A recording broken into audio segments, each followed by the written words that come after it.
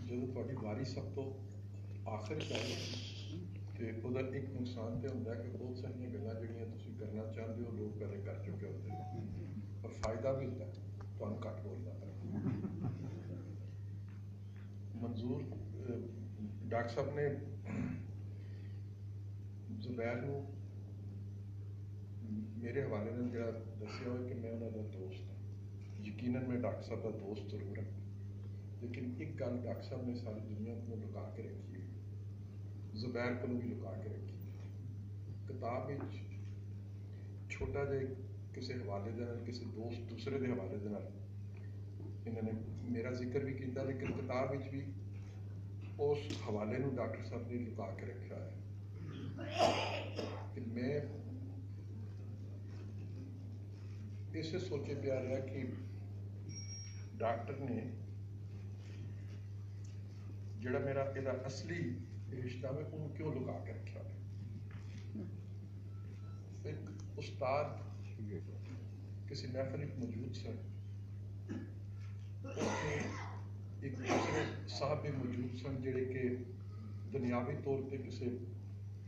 ਵੱਡੇ ਅਹੁਦੇ ਤੇ ਫਾਇਜ਼ ਸਨ, ਤੇ ਉਹ ਅਹੁਦੇਦਾਰ ਜਿਹੜੇ ਸਨ ਉਹ ਆਪਣੇ ਉਸਤਾਦ ਕੋਲ ਗਏ ਔਰ ਉਹਨਾਂ ਨੂੰ ਸਲਾਮ ਕਰਨ ਤੋਂ ਬਾਅਦ ਕਹਿਣ ਲੱਗੇ ਕਿ ਮੈਂ ਤੁਹਾਡਾ ਸ਼ਾਗਿਰਦ ਰਿਹਾ ਵਾਂ ਤੇ ਕਦੀ ਕੋਈ ਹੁਕਮ ਹੋਏ ਤਾਂ ਮੈਨੂੰ ਜ਼ਰੂਰ ਤੁਸੀਂ ਹੁਕਮ ਕਰਨਾ। ਉਸਤਾਦ ਨੇ ਕੰਨ 'ਚ ਕਿਹਾ ਕਿ ਤੂੰ ਇਤਨੀ ਮਿਹਰਬਾਨੀ ਕਰੀ ਕਿ ਲੋਕਾਂ ਨੂੰ ਦੱਸੀ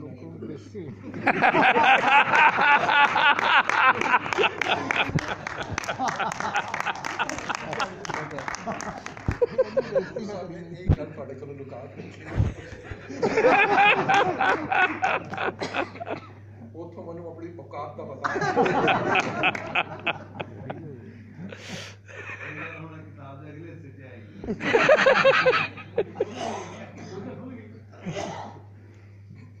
ਡਾਕਟਰ ਸਾਹਿਬ ਜਦੋਂ ਮੇਰਾ ਜ਼ਿੰਦਗੀ 'ਚ ਪਹਿਲੀ ਦਫਾ ਡਾਕਟਰ ਸਾਹਿਬ ਨਾਲ ਜਦ ਮੇਰੀ ਮੁਲਾਕਾਤ ਹੋਈ, ਜ਼ਾਹਿਰ ਇੱਕ ਵਾਰ 40 ਸਾਲ ਪਹਿਲੇ ਦੀਆਂ ਗੱਲਾਂ ਨੇ, ਇਸੇ ਤਰ੍ਹਾਂ ਸੰਜੀਦਾ ਸਨ ਜਿਸ ਤਰ੍ਹਾਂ ਹੁਣ ਸੰਜੀਦਾ ਹੁੰਦੇ, ਇਸੇ ਤਰ੍ਹਾਂ ਸਮਝਦਾਰੀ ਦੀਆਂ ਗੱਲਾਂ ਵੀ ਕਰਦੇ ਹੁੰਦੇ ਸਨ ਜਿਸ ਤਰ੍ਹਾਂ ਹੁਣ ਸਮਝਦਾਰੀ ਦੀਆਂ ਗੱਲਾਂ ਕਰਦੇ। ਲੇਕਿਨ ਇਸ ਸੰਜੀਦਗੀ ਦੇ ਅੰਦਰ ਵੀ ਇੱਕ ਬੱਚਿਆਂ ਦੀ ਮਾਸੂਮੀਅਤ ਔਰ ਬੱਚਿਆਂ ਦੀ ਸ਼ਰਾਰਤ ਵੀ ਮੌਜੂਦ ਹੁੰਦੀ ਸੀ, ਔਰ ਡਾਕਟਰ ਸਾਡੇ ਸਾਰਿਆਂ ਤੋਂ ਜ਼ਰਾ ਵੱਖਰਾ ਜਿਹਾ ਵੀ ਹੁੰਦਾ ਸੀ। ਮਸਲਨ ਡਾਕਟਰ ਨੇ ਕਦੀ ਆਪਣੀ ਕਲਾਸ ਜਿਹੜੀ ਸੀ ਉਹ ਕਲਾਸ ਰੂਮ ਵਿੱਚ ਨਹੀਂ ਸੀ ਲਿੱਤੀ। ਜਿਹੜੀਆਂ ਅਮੂਮਨ ਕਲਾਸਾਂ ਜਿਹੜੀਆਂ ਸਨ ਉਹ ਕਲਾਸ ਰੂਮ ਤੋਂ ਬਾਹਰ ਮੁਖਤਲਿਫ ਥਾਵਾਂ ਤੋਂ ਹੁੰਦੀਆਂ ਸਨ, ਔਰ ਗੋਲ ਦਾਇਰੇ 'ਚ ਬਿਠਾ ਕੇ ਅਸੀਂ ਸਾਰੇ ਗੋਲ ਦਾਇਰੇ 'ਚ ਬੈਠੇ ਹੁੰਦੇ ਸਾਂ। ਪ੍ਰੋਫੈਸਰ ਸਾਨੂੰ ਪੜ੍ਹਾਉਂਦਾ ਰਹਿੰਦਾ ਸੀ, ਪੜ੍ਹਾਉਂਦਾ ਘੱਟ ਸੀ, ਸਾਡੇ ਨਾਲ ਗੱਪਾਂ ਜ਼ਿਆਦਾ ਮਾਰਦਾ। ਉਹ ਉਸ ਮੌਜੂ ਤੇ ਗੱਪ ਹੁੰਦੀ ਸੀ ਔਰ ਪਤਾ ਨਹੀਂ ਸੀ ਲੱਗਦਾ ਕਿ ਸਾਡੇ 'ਚ ਉਸਤਾਦ ਕੌਣ ਹੈ ਔਰ ਸ਼ਾਗਿਰਦ ਕੌਣ ਹੈ। ਗੋਲ ਦਾਇਰੇ 'ਚ ਸਾਨੂੰ ਇਸ ਵਾਸਤੇ ਸ਼ਾਇਦ ਇਹ ਬਿਠਾਉਂਦਾ ਸੀ ਕਿ ਸਾਡੇ ਤੇ ਨਜ਼ਰ ਰੱਖ ਲਵੇ। ਸਾਨੂੰ ਇਹ ਫਾਇਦਾ ਹੁੰਦਾ ਸੀ, ਅਸੀਂ ਸਾਰਿਆਂ ਨੇ ਇੱਕ ਦੂਸਰੇ ਤੇ ਨਜ਼ਰ ਰੱਖੀ ਹੁੰਦੀ ਸੀ। ਮਨ ਯਾਦ ਹੈ ਇੱਕ ਦਫਾ ਪ੍ਰੋਫੈਸਰ ਨੇ ਸਾਡੀ ਕਲਾਸ ਕਸ਼ਤੀ 'ਚ ਵੀ ਲਿੱਤੀ ਸੀ। 4 ਮੁੰਡੇ ਕਸ਼ਤੀ ਚਲਾ ਰਹੇ ਤਾਂ ਪ੍ਰੋਫੈਸਰ ਸਾਡੇ ਨਾਲ ਬਹਿ ਗਿਆ।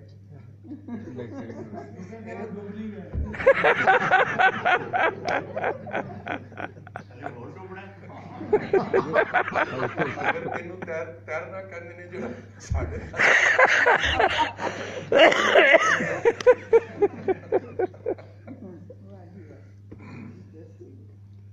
ਤੇ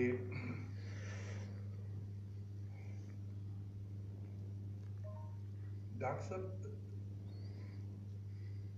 ਇੱਕ ਦਫਾ ਹਿਰਨ में ਨਾਲ ਵੀ ਲੈ ਗਏ ਸਨ ਉਹ ਤੇ ਅੱਲਾ ਭਲਾ ਕਰੇ ਜ਼ਿਆ ਲੱਕ ਆ ਗਿਆ।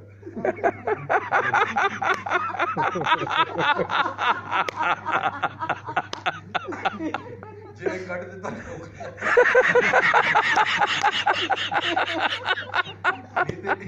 ਇਹ ਸਾਡੇ ਨਾਲ ਜੋ ਕਰ ਚੁੱਕਿਆ ਸੀ ਬਹੁਤਾ ਕਰ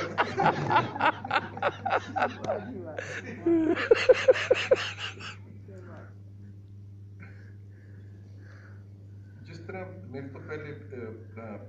गलबन या राशिद साहब कह रहे थे या सुहेल कह रहे थे कि डॉक्टर ने, मैं जो किताब पढ़ी डॉक्टर साहब की,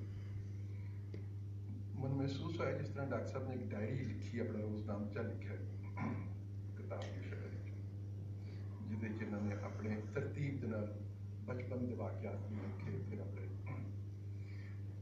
स्कूल कॉलेज यूनिवर्सिटी के और फिर उस तो बाद बाहर जाने तक दे, लेकिन बड़े मुख्तसर तरीके ने डॉक्टर साहब ने सारिया गल्लां लिखियां, इख्तसार बहुत ज़्यादा उहदे गो कि डॉक्टर साहब की जिंदगी का हर लम्हा जिहड़ा है मेरे जैसे बंदे जिहड़े कि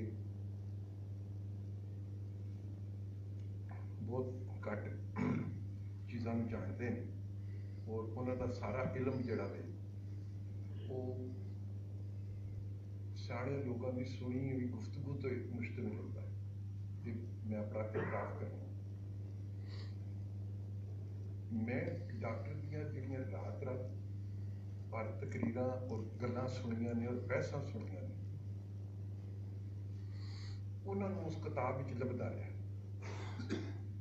क्योंकि काश उस जमाने जिस जमाने च गल्लां हो रही होंदियां सन और